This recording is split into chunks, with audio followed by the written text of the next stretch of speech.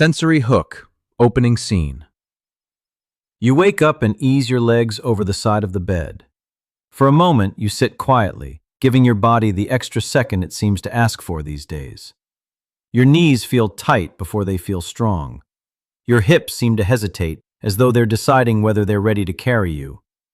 When you finally stand, the floor feels just a little farther away than you remember, and your first few steps are careful rather than effortless. You make your way toward the kitchen, almost without thinking. One hand brushes the edge of the counter as you pass. Not because you're frightened of falling, not because you're weak. It's simply become part of the routine, so familiar that you barely notice you're doing it anymore. This isn't how aging usually announces itself. It doesn't arrive all at once with a birthday or a number on a calendar. It appears quietly through ordinary moments like these, repeated every single morning until they begin to feel normal. The body adapts. You adapt. Eventually, those small compromises become invisible. Yet beneath those familiar sensations, something much more interesting is unfolding. Your muscles, joints, nerves, and even your brain are constantly exchanging information, responding to every movement you make before breakfast. Those stiff steps are not random, they are signals. Your body is communicating with you in a language that most people were never taught to understand. That matters more than many realize, because the choices you make during the next few minutes can influence far more than today's comfort. They can shape how confidently you move months and even years from now. Those few careful steps every morning may be telling you something far more important than stiff curiosity gap and question lock. Those few careful steps every morning may be telling you something far more important than stiffness. The real question is whether your body is asking for more movement or for the right movement. If you could choose only 5 exercises to perform for the rest of your life after the age of 70, which ones would give your muscles, bones, heart, and brain the greatest return for the effort you invest? Most people assume the answer must be walking longer every day. Others believe they simply need to stretch more, join an expensive fitness center, or follow whatever anti-aging workout is attracting attention online this month. Those ideas sound reasonable because each contains a small piece of the truth. None of them tells the whole story. The exercises that matter most are not necessarily the hardest, the newest, or the most impressive to watch. Several require no machines, no special clothing, and no athletic background. In fact, one of the most valuable tools may already be sitting quietly in your kitchen or dining room, a sturdy chair you've walked past thousands of times without giving it a second thought. But choosing those 5 movements isn't about copying the routines of someone half your age. Your body after 70 follows different biological priorities. It responds to different signals, recovers differently, and rewards different kinds of movement than it did decades earlier. That is the part almost nobody explains. Once you understand what your body is actually trying to preserve as it grows older, the right exercises become surprisingly logical. Before I explain why these 5 exercises outperform dozens of others, I need to be honest about how this topic has been misunderstood for years. But what exactly are they trying to say? Anti-influencer credibility firewall. Before we go any further, I need to be honest about something. Exercise advice for older adults has become crowded with bold promises, dramatic before and after stories, and headlines claiming you can reverse decades of aging in just a few weeks. It is easy to understand why those messages attract attention. Growing older can feel uncertain, and certainty is something people naturally look for. What I find frustrating is not that people encourage exercise. Movement is one of the most powerful tools we have for healthy aging. The problem is that many popular videos stop at telling you what to do, without ever explaining why it works. When the explanation is missing, every new trend sounds just as convincing as the last one, even when the science says otherwise. The version most people have heard is that the best exercise is simply the newest one, the one endorsed by a celebrity, or the routine collecting millions of views online. What the research consistently shows is something much quieter and far more reliable. The most valuable exercise is the one that stimulates the biological systems responsible for preserving independence as you age. That means asking different questions. Does a movement help preserve muscle, the tissue that allows you to climb stairs and rise from a chair? Does it place healthy mechanical load on bones, encouraging them to stay stronger? Does it challenge balance, allowing your nervous system to react more quickly if you stumble? Does it improve cardiovascular conditioning so your heart and lungs work together more efficiently? Most importantly, does it help you continue living the life you want with confidence? Those are the standards we'll use throughout this conversation. Not popularity, not marketing, physiology. The remarkable thing is that the science does not need exaggeration. Your body is already responding to every movement you make, adapting in ways that researchers have measured for decades. Once you understand those mechanisms, many common fitness myths begin to lose their appeal. If thoughtful, evidence-based explanations are soft CTA number one. If thoughtful, evidence-based explanations are what you're looking for, then you're in exactly the right place. This channel is built for people who would rather understand how their bodies work than chase the latest health trend or quick fix.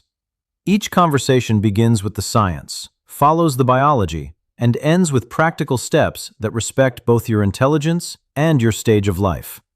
If that approach feels valuable to you, consider staying with us as we continue exploring the remarkable ways the human body adapts, even well into later years.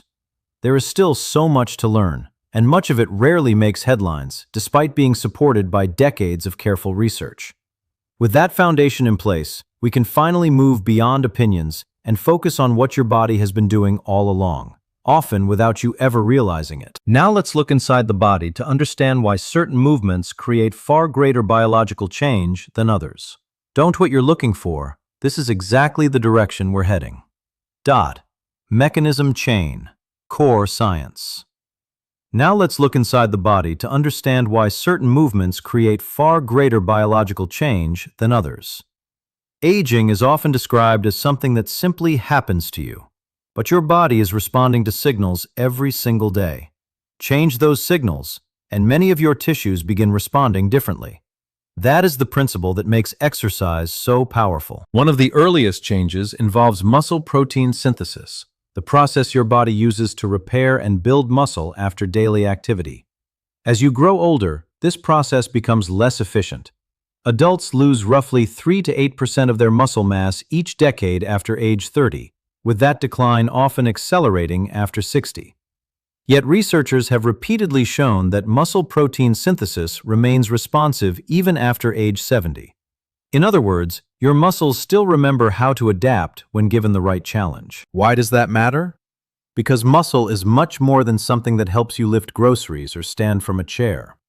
It is one of the body's largest sites for glucose disposal, meaning it removes sugar from the bloodstream and stores it safely for later use.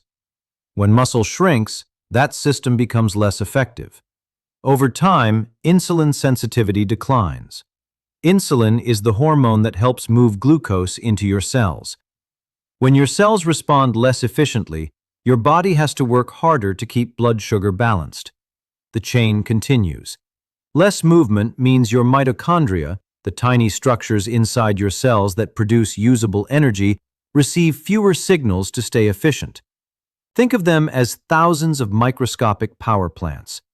When they are rarely challenged, they become less productive, leaving everyday activities feeling more exhausting than they should. Then there is the nervous system. Every time you stand, turn, or adjust your footing, specialized sensors in your muscles and joints send information to your brain. This process is called proprioception. In simple terms, it is your body's internal positioning system. Without regular balance challenges, those pathways become less responsive, making small stumbles more difficult to correct. Your skeleton is listening too. Bone is living tissue that constantly remodels itself according to mechanical loading, the healthy pressure created when muscles pull against it during movement. Without enough of that stimulus, bone gradually becomes less dense. This process unfolds over months rather than days, which is why consistent movement matters far more than occasional bursts of effort. Contrast frame and common mistake. But once you understand this chain, something surprising becomes obvious. Many people have been faithfully taking a daily walk for years and believe they have covered all the important bases. If that describes you, the effort is worthwhile. Walking is one of the best habits you can develop for your heart, circulation, mood, and overall health. The problem is not that walking is wrong. The problem is that walking alone asks too little of several biological systems that become increasingly important after 70. A comfortable walk rarely provides enough resistance to preserve significant muscle strength. It challenges balance only in familiar patterns, so your nervous system has fewer opportunities to sharpen the rapid corrections that help prevent falls. Your upper body contributes very little, meaning the muscles needed for carrying groceries, opening heavy doors, or lifting objects gradually receive less stimulation. Even your bones respond differently because they need varied mechanical loading, not simply repeated forward steps. This is where many older adults unintentionally work against their own biology. Every day they repeat the same movement, believing consistency alone is enough. Consistency certainly matters, but variety matters just as much. Your muscles, bones, joints, heart, and nervous system each require their own specific signal if they are going to remain adaptable. None of this means you should stop walking. Quite the opposite. Walking deserves to remain part of your routine because it supports systems the other exercises cannot fully replace. It simply shouldn't carry the entire responsibility for healthy aging by itself. You were not given bad advice. You were given incomplete advice. Once you understand that difference, the picture becomes much clearer. So if walking isn't the whole answer, what long-held belief should we rethink next? Belief reframe. The question we need to answer next is one that has shaped the decisions of countless older adults for years. You have probably heard some version of this advice. Once you reach 70, avoid challenging exercise because it is simply too risky. That belief did not appear out of nowhere. It began with good intentions. Doctors and public health experts wanted to protect older adults from injuries caused by excessive strain, poor technique, or medical conditions that required special care. Over time, however, that sensible caution slowly became something much broader. Many people came to believe that any form of resistance training or balance challenge should be avoided altogether. Unfortunately, avoiding those movements can allow the very qualities you are trying to protect to decline more quickly. The evidence tells a far more encouraging story. The American College of Sports Medicine, the National Institute on Aging, and the World Health Organization all recognize that appropriately prescribed strength and balance training can remain beneficial well into older adulthood. When exercises are matched to your current ability and progressed gradually, they are associated with stronger muscles, better mobility, healthier bones, and a lower risk of falls. The goal is never to exercise like a 30-year-old. The goal is to help your 70-year-old body become a healthier version of itself. That is an important difference. Confidence does not come from pretending limitations do not exist. It comes from understanding how your body adapts when it receives the right amount of challenge at the right pace. You do not have to choose between caution and progress. You can have both. The research supports that balance, and your biology is prepared to respond to it. Now that the science is clear, here's the practical protocol. Now that the science is clear, here's the practical routine you've been waiting for since the beginning. Notice that none of these exercises was chosen because it is fashionable. Each one was selected because it stimulates a different biological system that helps preserve independence after 70. Together, they create a far more complete signal than any single exercise ever could. Begin with the sit to stand. Sit in a sturdy chair with your feet flat on the floor and your arms crossed over your chest if comfortable. Stand up in a controlled motion, then slowly sit back down. Perform 2 sets of 8 to 12 repetitions. This simple movement strengthens the muscles of your thighs, hips, and core, while reinforcing one of the most important skills for everyday life. Next comes brisk walking. Aim for 20 to 30 minutes on most days of the week. Walk at a pace that raises your breathing slightly, but still allows you to carry on a conversation. This supports your heart, lungs, circulation, and endurance without demanding complicated equipment or techniques. The third exercise is heel-to-toe balance. Stand near a kitchen counter, sturdy chair, or wall for support if needed. Place one foot directly in front of the other, heel touching the toes of the opposite foot, and slowly take controlled steps. Practice for 2 to 3 minutes. This challenges the communication between your muscles, joints, inner ear, and brain, helping your balance reactions stay sharp. Your fourth movement focuses on upper body strength. Perform either wall push-ups or resistance band rows for 2 sets of 10 to 15 repetitions. Choose whichever feels safer and more comfortable.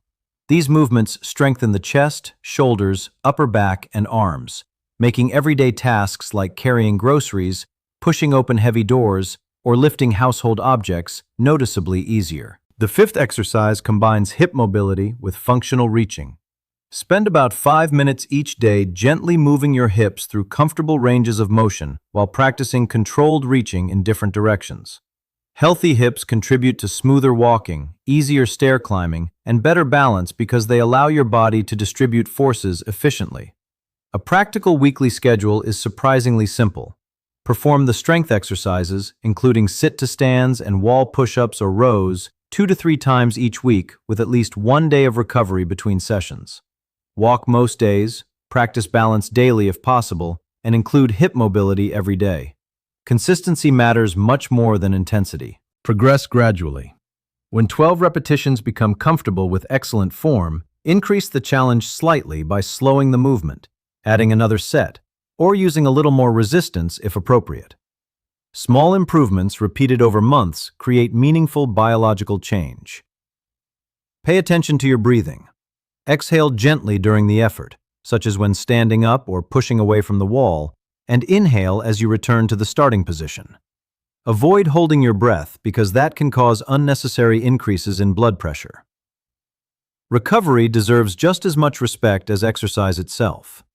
Mild muscle soreness is common when beginning something new, but sharp pain, chest discomfort, severe dizziness, unusual shortness of breath, or loss of balance that feels unsafe are signals to stop and seek medical advice before continuing. If you live with uncontrolled hypertension, heart failure, a recent heart attack, severe osteoporosis, advanced arthritis, kidney disease, recent surgery, or a neurological disorder such as Parkinson's disease or the effects of a stroke, this conversation should continue with your healthcare professional before you make significant changes to your exercise routine. Individual guidance does not limit your progress. It helps make your progress safer, more appropriate, and ultimately more successful. Tomorrow morning, when your feet touch the floor again, you'll experience circular close. Think back to that first quiet moment sitting on the edge of your bed. Tomorrow morning, those careful steps toward the kitchen will feel different. Not because your body changed overnight, but because you understand what it is asking for. Every sit-to-stand, every balanced step, every deliberate movement strengthens muscles, bones, nerves, and your heart. Repeat those choices every morning, and you give your future self another chance to stay strong, capable, and independent throughout the year ahead. One day dance that familiar moment a little differently, routine you've been waiting for. Number 2. If this kind of thoughtful, evidence-based explanation is useful to you, consider staying with us. This channel exists to explore healthy aging, longevity, and practical science with clarity, respect, and care. Since the beginning,